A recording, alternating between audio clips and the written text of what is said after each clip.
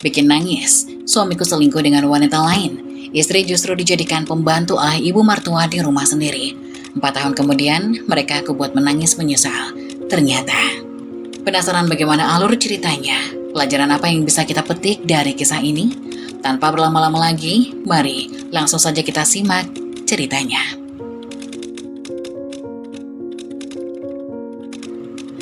Mila dan Danu adalah pasangan yang penuh perhatian. Mereka sama-sama sibuk, namun selalu menyempatkan waktu untuk satu sama lain. Mila yang mengelola butik dan tempat jahit seringkali bekerja sampai larut.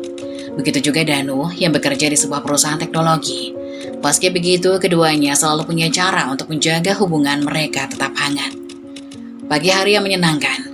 Di suatu pagi, Mila yang baru saja menyiapkan sarapan untuk mereka berdua melihat Danu turun dari kamar sambil menguap. Mila tersenyum. Mas, sudah bangun. Aku bikinin kopi nih. Ayo sarapan, biar kamu semangat seharian. Danu tersenyum, sambil memeluk Mila dari belakang. Aduh istriku, kamu perhatian banget sih. Kamu juga kerja keras di butik, tapi tetap aja kamu sempetin buat bikin sarapan. Mila tertawa kecil. Buat kamu mas selalu ada waktu mas. Kalau kamu bahagia, aku juga bahagia. Danu mengambil tangan Mila dan mencium punggung tangannya dengan penuh kasih sayang. Mila tersenyum penuh cinta. Aku gak nyangka, aku bisa beruntung nikah sama kamu. Kamu tuh segalanya buat aku, Mil. Aku juga, Mas. Kita beruntung sekali. Bisa saling memiliki. Malam hari yang romantis. Sepulang dari butik, Mila pulang lebih awal untuk memberikan kejutan pada Danu. Ia menyiapkan makan malam spesial dan menghias meja makan dengan lilin. Danu terkejut melihat meja makan yang dihias rapi. Wah, apa nih? Ada yang anniversary dan aku lupa ya? Ia tertawa kecil. Gak ada mas, aku cuma pengen kita makan bareng malam ini. Kita kan sama-sama sibuk, jarang bisa kayak gini. Danu duduk dan meraih tangan Mila di atas meja. Kamu benar-benar perhatian ya Mil. Kadang aku merasa gak pantas dapat istri sebaik kamu. Mas, jangan bilang gitu, kita berdua sama-sama berjuang. Kita punya mimpi yang sama kan? Danu mengangguk, sambil menatap Mila dengan penuh kasih. Iya, mimpi kita suatu hari bisa punya rumah yang nyaman, bisa membahagiakan satu sama lain. Semua itu cuma bisa terwujud karena kita saling mendukung. Mila tersenyum hangat. Aku percaya kita bisa mewujudkan semua itu, Mas. Selama kita punya cinta dan saling percaya, semuanya pasti mungkin.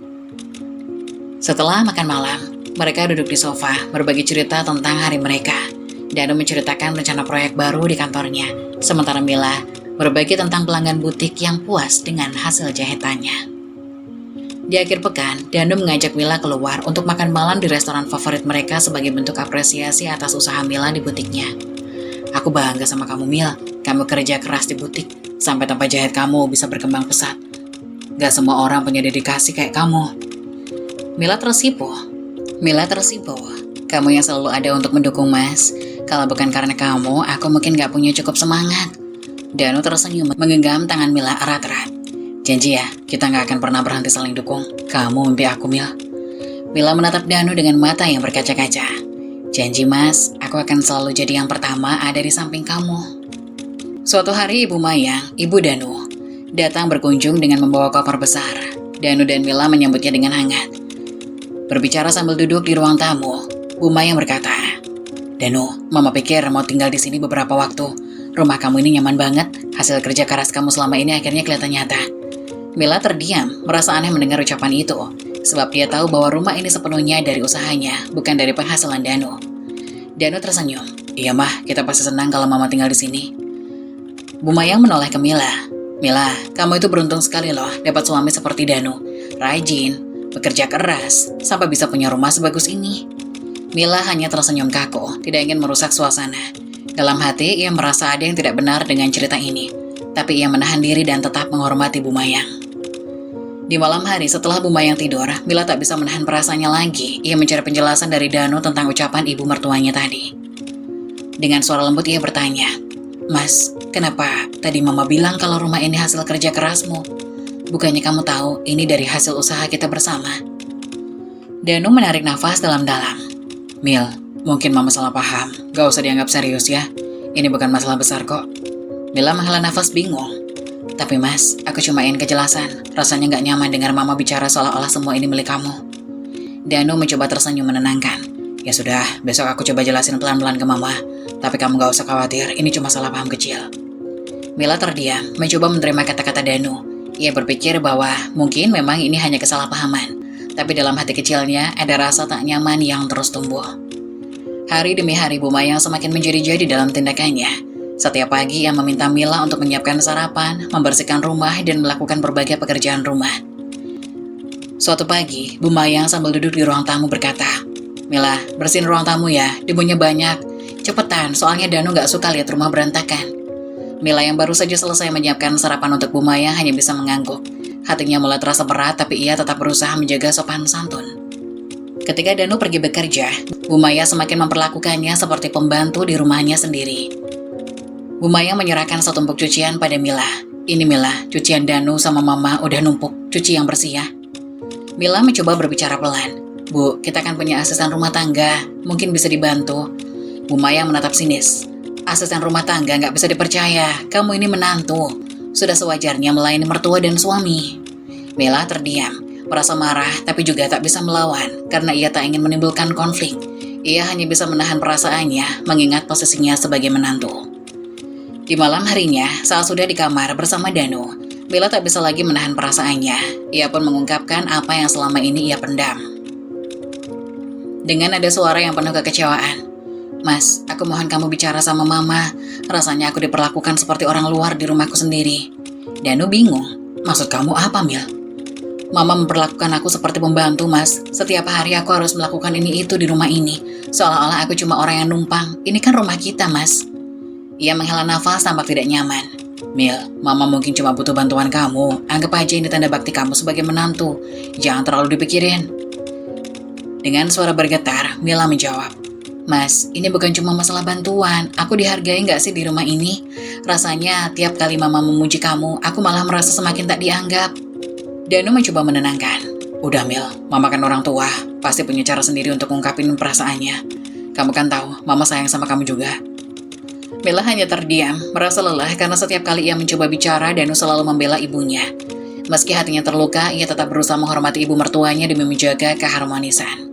Hari-hari yang terus diisi dengan permintaan Bu Mayang semakin membuat Mila merasa tertekan. Ia mencoba melawan dengan sopan, tapi tetap saja, semua itu tak mengubah sikap ibu mertuanya. Suatu siang dengan nada menyindir, Bu Mayang berkata pada Mila, "Kamu ini kerja di butik cuma hobi aja kan? Itu kan butik punya Danu juga, jadi kamu nggak perlu terlalu capek-capek."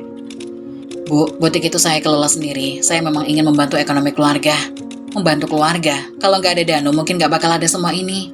Kamu harus tahu diri sebagai istri yang mendukung suami. Jangan sampai kamu merasa lebih besar dari Danu." Mila hanya bisa menahan sakit hati. Ia merasa diperlakukan tidak adil di rumahnya sendiri. Sementara Danu seolah-olah menutup mata pada semua yang ia alami. Di dalam hati, Mila merasa tak lagi sanggup bertahan, tapi ia terus mencoba, berharap suatu saat Danu akan memahami apa yang ia rasakan. Mila yang semakin merasa tertekan, akhirnya kembali mencoba bicara pada Danu di suatu malam ketika Bu Mayang sudah tidur. Ia berharap suaminya mau mendengarkan keluhannya.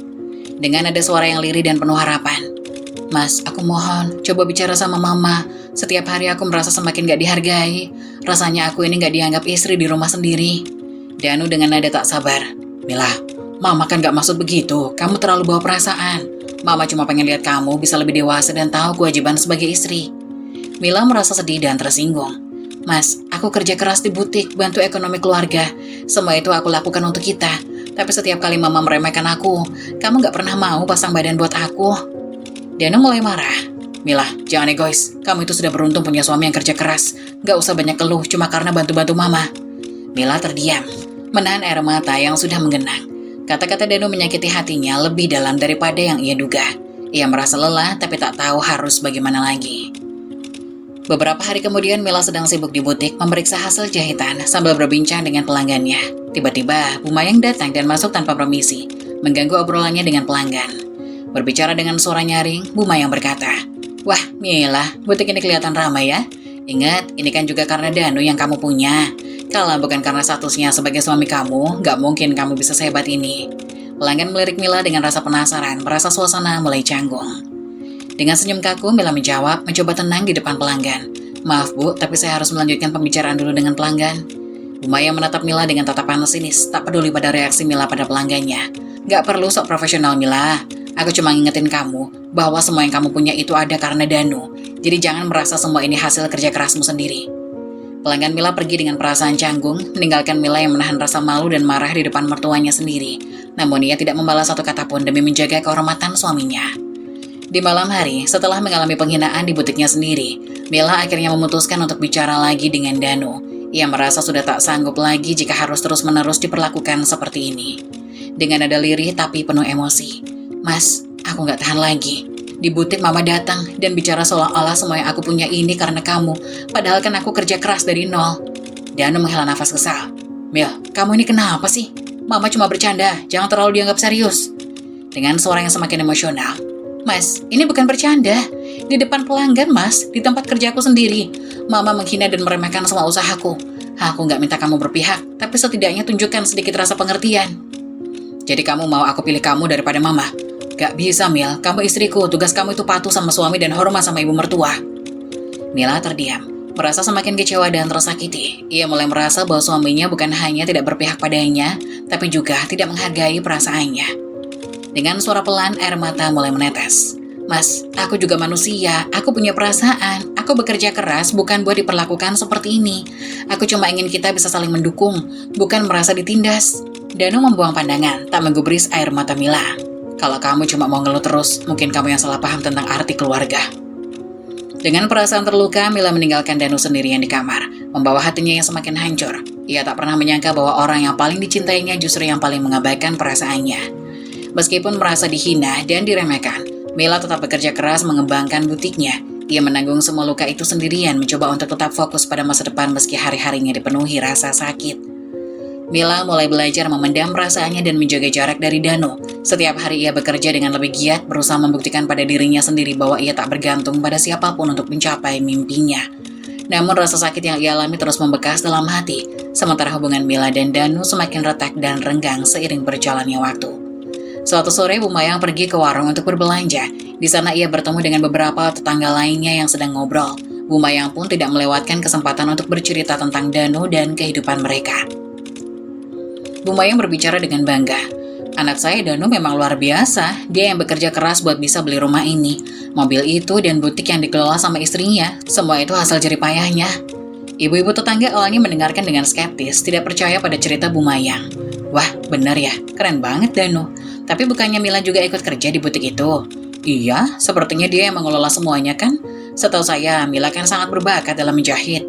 Namun Bu Mayang tetap bersikeras. Iya. Tapi semua itu tetap berkat Danu, dia yang jadi tulang punggung keluarga. Mila hanya bantu-bantu saja, nggak lebih. Ketika sedang asik bercerita, Mila yang kebetulan lewat di depan warung itu terpaksa mendengar semua omongan Bu Mayang. Hatinya terbakar mendengar kebohongan itu. Bu Mayang melihat Mila dan memanggilnya. Mila, ayo sini kenalan sama ibu-ibu ini. Cerita sedikit tentang betapa beruntungnya kamu punya suami seperti Danu. Mila merasa terjebak dan tak bisa menolak. Dengan perasaan kesal dan malu ia mendekat.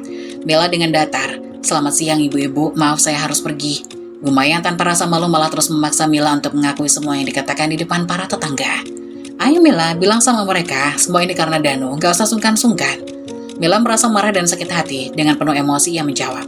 Bu, saya tidak mau bohong, butik dan rumah ini adalah hasil kerja keras saya, bukan Danu. Tetangga tampak bingung mendengar pernyataan Mila. Mereka saling pandang, tidak percaya. Tapi Danu kan suamimu, bukannya dia juga berhak mendapatkan kredit atas semua ini? Mila tak bisa menahan diri, merasa malu dan tertekan. Ia memilih pulang dengan langkah cepat. Setibanya di rumah, Mila langsung berbicara dengan Danu yang baru saja pulang kerja. Dengan air mata mengalir, ia meminta penjelasan. Mas, aku baru saja dengar Mama cerita di warung. Dia bilang semua ini hasil kerja keras kamu, kenapa kamu tidak bilang yang sebenarnya? Danu terlihat bingung dan panik. Mil, Mama kan hanya bercanda, jangan terlalu dibawa perasaan. Suaranya semakin tinggi. Ini bukan bercanda, Mas. Aku butuh kamu untuk membela aku. Coba katakan bahwa semua ini milikku, bukan milik Mama atau kamu. Danu terdiam, tampak ragu. Mila terus memohon dengan penuh emosi. Tolong Mas, katakan pada ibumu bahwa ini semua adalah hasil kerja keras saya. Aku butuh kamu untuk berdiri di sisiku. Danu dengan berat hati akhirnya mengangguk dan menghela nafas dalam-dalam. Dengan nada lelah, baiklah Mila, aku akan bilang. Danu akhirnya memanggil Bu Mayang yang baru pulang dan menghadapkannya di ruang tamu. Mah, ada yang ingin aku katakan. Mila benar, semua yang ada di sini, rumah, mobil, dan butik adalah hasil kerja kerasnya. Ini milik Mila. Bu Mayang kaget. Wajahnya langsung berubah, ia tak percaya dengan apa yang baru saja didengar. Dengan nada marah dan tidak percaya. Apa? Danu, kamu bercanda? Kamu bilang itu milik Mila, dia kan istri kamu, dia tidak berhak atas semua ini. Mila merasa hatinya remuk mendengar kata-kata ibunya. Ia menahan air mata tapi tak bisa lagi bertahan. Dengan nada tegas namun sedih, Mila berkata, Bu, saya kerja keras untuk semua ini, saya tidak minta diakui, tapi saya hanya ingin dihargai sebagai istri. Dengan nada sinis, Bu Mayang berkata, hargai? Kamu malah jadi sombong. Danu itu suami kamu harus tahu bahwa dia juga punya hak di sini. Dengan kesal dan putus asa, Mila merasa sudah tidak ada gunanya bertahan di tempat ini. Ia berbalik pergi, tidak ingin mendengar lebih banyak lagi. Setelah meninggalkan Danu dan Bu Mayang, Mila masuk ke kamarnya dan menangis sejadi-jadinya. Air mata mengalir deras, mencurahkan semua rasa sakit dan kekecewaan. Mila bicara sendiri di dalam hati. Kenapa semua ini terjadi? Kenapa aku yang berjuang, tapi yang dihargai justru Danu? Aku capek-capek dengan semua ini. Ia merasa hancur dan sendirian. Dalam kesedihan, Mila menyadari bahwa perjuangannya selama ini mungkin sia-sia jika orang-orang di sekitarnya tak bisa menghargainya. Dengan tekad yang semakin menguat, Mila berjanji pada dirinya sendiri untuk tidak membiarkan semua itu menghancurkannya. Ia akan terus berjuang meskipun harus menghadapi Bu Mayang dan Danu sendirian. Setelah melalui malam penuh tangisan dan kesedihan, Mila bertekad untuk bangkit dan melawan ketidakadilan yang selama ini ia alami. Ia mulai merencanakan langkah-langkahnya untuk menfokuskan energi pada usahanya. Suatu pagi, ketika sedang di butik, Mila mendapat kabar mengejutkan dari salah satu temannya yang bekerja di kantor Danu. Dengan nada khawatir, teman Mila berkata, Mil, aku harus kasih tahu kamu sesuatu. Danu, dia terlibat dengan rekan kerjanya. Mereka sedang terlihat bersama. Aku khawatir ini bukan hanya rumor. Mila merasa seolah dunia sekitarnya runtuh. Berita itu menghancurkan semua harapannya untuk hubungan yang lebih baik. Mila dengan suara bergetar. Apa? Serius? Dia selingkuh? Teman Mila mengangguk. Aku minta maaf, Mil. Aku tidak ingin kamu mendengarnya dari orang lain. Mila hanya bisa terdiam. Semua rasa sakit yang ia rasakan seperti kembali muncul. Tanpa berpikir panjang, ia memutuskan untuk mengonfrontasi Danu. Setelah pulang dari butik, Mila langsung mencari Danu. Ia merasa semua yang ia alami harus berakhir di sini. Ketika Danu masuk ke rumah, Mila langsung memanggilnya. Dengan nada tegas dan emosional. Mas, kita perlu bicara sekarang.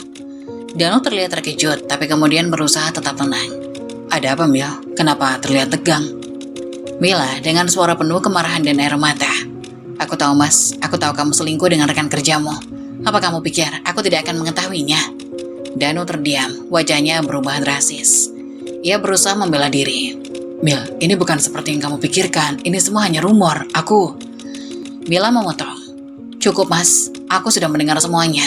Setiap kali kamu membela ibumu dan meremehkan perjuanganku, kamu justru melakukan hal ini di belakangku. Aku sudah cukup menderita. Danu tampak panik, tapi Mila tidak memberi kesempatan baginya untuk menjelaskan. Mila dengan suara penuh emosi menjawab, aku tidak bisa lagi bertahan, Danu. Semua pengorbananku, semua kerja keras yang aku lakukan, dan kamu masih bisa berselingkuh. Ini pukulan terakhir untukku. Danu terlihat bingung dan terkejut. Mila, tunggu, apa maksudmu? Mila menatapnya dengan tajam, menahan air mata yang semakin tak tertahan. Mila dengan suara tegas, aku mau cerai, Danu. Aku tidak mau hidup di antara ketidakadilan dan kebohongan. Aku berhak bahagia tanpa kamu. Danu tampak syok, tidak bisa menerima kenyataan. Jangan begitu, Mil. Kita bisa perbaiki semuanya. Aku berjanji.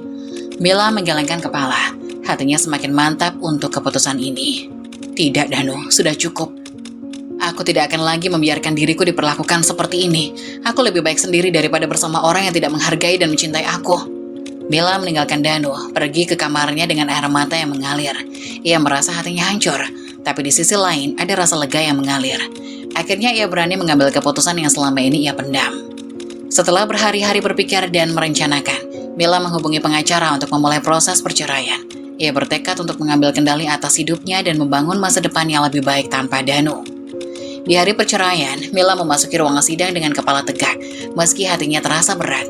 Ia tahu bahwa ini adalah langkah yang benar.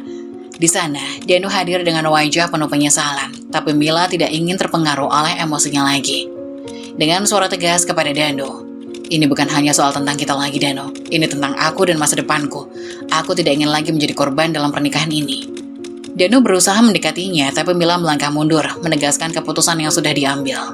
Danu dengan nada penuh harap berkata, Mil, aku masih mencintaimu. Mungkin ini semua bisa kita selesaikan. Aku akan memperbaiki semuanya.